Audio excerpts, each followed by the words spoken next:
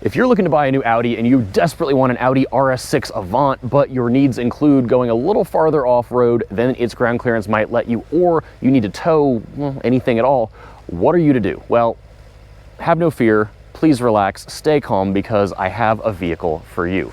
This is Out Motorsports, the channel for cars as you are, and I am here with the 2023 Audi RS Q8. This is more or less an RS6 Avant with a lift kit, and want to talk all about it. And you can see I am in the middle of snow because I was going to tow with this and then we got a snowstorm and well, that didn't happen. So let's talk about what this is and we'll talk about how this whole thing does when the weather gets nasty. So what is this RS Q8? It is more or less an RS6 Avant, although we have to start with the platform that this thing is sitting on. So this is not related to the RS6 Avant really at all, but the drivetrain is what really makes it kind of like that. So platform-wise, this is on the MLB Evo platform, which Audi uses for the Q7 and the regular Q8. It's also shared with the rest of the Volkswagen Audi group, so things like the Bentley Bentayga, the Lamborghini Urus, the Porsche Cayenne, and if we got it here, the Volkswagen Touareg. So that is what this is, and that means it's got a little bit longer wheelbase, it's a little bit heavier, it's a little bit more, it's meant to do more off-roady, trucky, if you will, things. What that means is you get a 7,700 pound towing capability.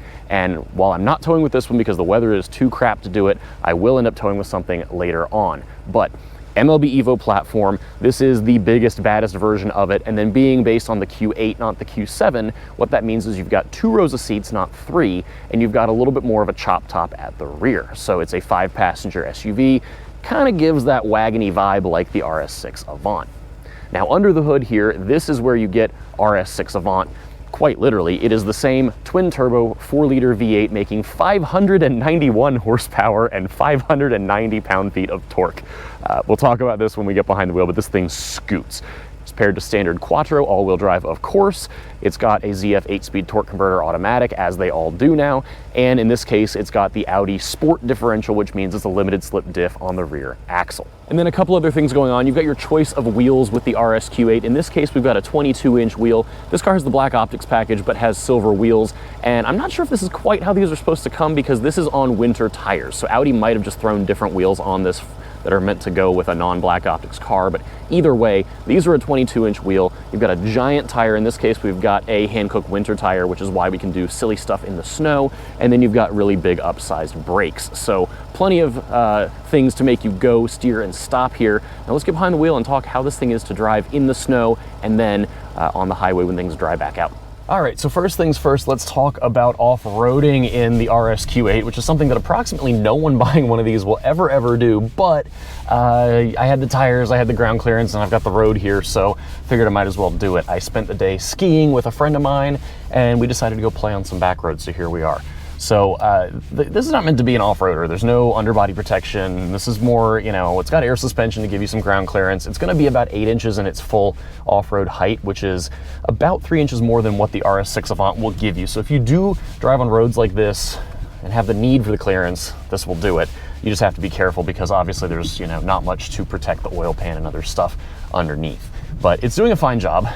You've got plenty of grip from the tires here. They're playing a big role. You know, this car normally comes on summer tires, so the fact that Audi put winters on it for me is really great, and that's what's giving it a lot of grip when you get into the snow versus kind of the gravel that's just wet. You can see I'm driving on right now. So that is a big deal as far as this particular vehicle, but then there's also standard Quattro, which is great. There's plenty of drive modes which work for both your stability control, your traction control, and the electronically controlled LSD on the rear axle, plus just how the Quattro apportions power. Now, I did happen to find a parking lot and may have had a little bit of fun just to see very scientific testing how Quattro did if you had to take some very tight turns. And it performed flawlessly. It let me do some very rapid circular maneuvering with the engine right at its red line. So that I thought was just lovely. But again, maybe that's more how this will be used off-road versus an actual off-road trailer or back road like this. And otherwise, this is just, you know, kind of what you expect out of something with Quattro and good tires and ground clearance. It's just, you know, point and shoot. It's very easy. Now, I did have a spot where I had to turn around that probably had 4 or 5 inches of snow. Snow fell last night here, and it did just fine. And again, tires go a really long way, but that limited slip diff, I wasn't scared to put the whole car in snow, and we don't have a tow rope, we don't have another vehicle with us, so I felt totally fine just doing that. Clearly we're hitting some ruts here. But yeah, just very confidence inspiring, which is, you know, kind of an Audi thing with Quattro. Okay, so now we're back on tarmac, and I'm going to put my drive select into dynamic. Keeping in mind this has everything kind of tamped down a little, and I'm not going to drive nuts because it's cold. We're on snows, not performance tires, whatever. But let's just go ahead and hit it.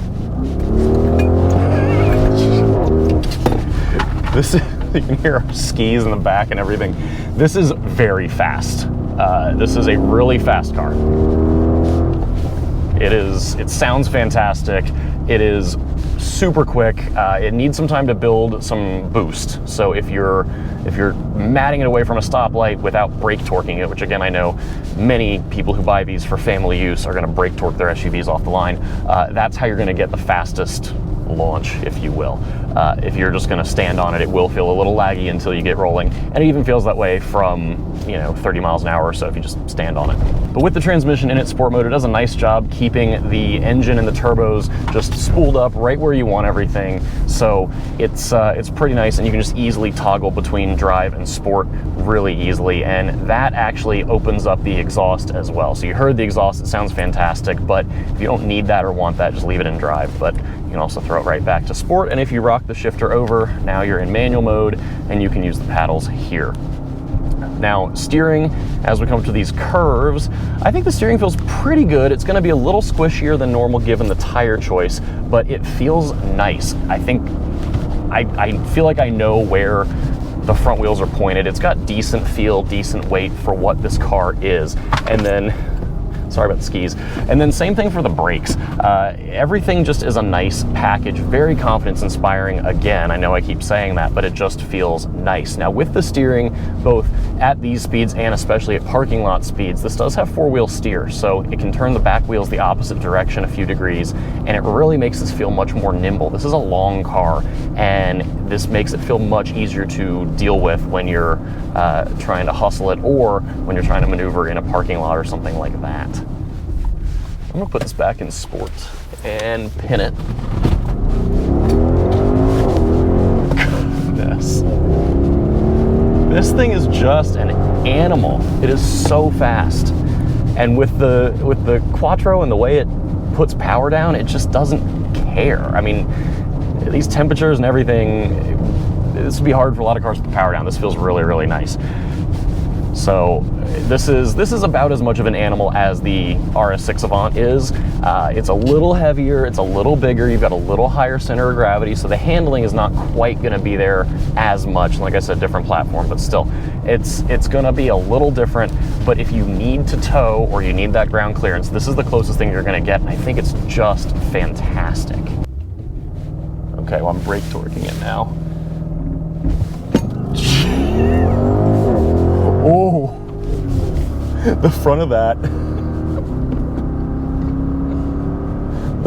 absolutely started wiggling around. That's hysterical. That was good.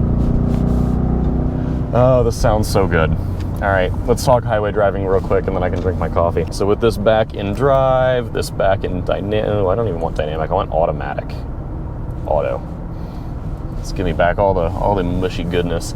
So back on the highway now, this has the executive package, which gives you double pane side glass, and that goes a really long way in amplifying the fact that the Q8 and RSQ8 and everything in between is a very nice, quiet, calm car. This is a very nice car with all sorts of options going on here. So not just that double pane glass, but we've also got massaging front seats that are heated and ventilated. I've got a heated steering wheel. The second row seats are heated as well.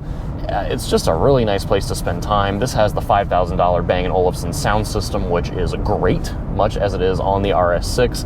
This all just feels very RS6, but like blown up on a copier by 10 or 15%, and it kind of drives that way. It doesn't feel very trucky. It's much more tall wagon, which I really, really appreciate. And that's combined with a nice low dashboard. I've got good visibility out the front here. So everything is just a very pleasant place to spend time. And on the highway, I mean, this will just soak up miles, which I really love. My only complaint, which I complain about with every single higher end Audi, is the fact that you've got this 2-screen setup here with your infotainment on the top and then your climate control on the bottom. And I just don't see how the bottom screen does much better than knobs and buttons. It doesn't do a whole lot for me. But other than that, this is a really just fantastic one car to do it all. I think if you've got the money, you're kind of looking in this segment. This is, you know, kind of cross shop with like a GLE 63 AMG, which I did drive and tow with last summer, and that was also fantastic. Similarly very composed to this, but drives a touch more trucky. You sit a little more upright. That's kind of where that feels different from the Audi. I mean, for me, I prefer this sort of vibe because I love, love, love the RS6 Avant, and it doesn't quite fit my needs because I have to tow a trailer. So if that's you and you want that sort of experience, this is the car for you. And that is the 2023 Audi RS6, not RS6. That's the 2023 Audi RS Q8 in Dragon Orange. Thank you so much for coming along. As always, like, share, comment, subscribe right here.